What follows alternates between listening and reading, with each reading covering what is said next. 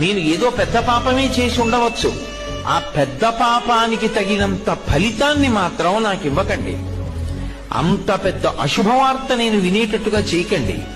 దానివల్ల నేను తల్లడిల్లిపోయేటట్టుగా నన్ను మార్చకండి. జీవితాంతం ఏడవలసినంత పెద్ద పెద్ద శిక్షలు నాకు వెయ్యకండి. మరి నీ పాపం ఎలా పోతుంది?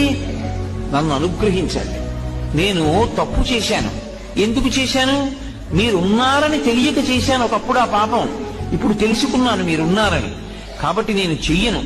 ఇప్పుడు నేను ప్రయత్నపూర్వకంగా ఏ తప్పు చెయ్యట్లేదు, కానీ అప్పుడు చేశాను. ఈశ్వర, మీరు నన్ను మన్నించి ఆ పాపము యొక్క ఫలితాన్ని ఇచ్చేటప్పుడు బహు తక్కువ చేసి ఇవ్వండి. నేను భరించగలిగేలా ఇవ్వండి తప్ప నేను భరించలేనంత దుఃఖాన్ని నాకు ఇవ్వకండి. ఇది నోటితో అడగక్కర్లేదు. ఈశ్వరుణ్ణి ప్రార్థన చేస్తాడు. వాడొకడు ఉన్నాడన్న నమ్మకం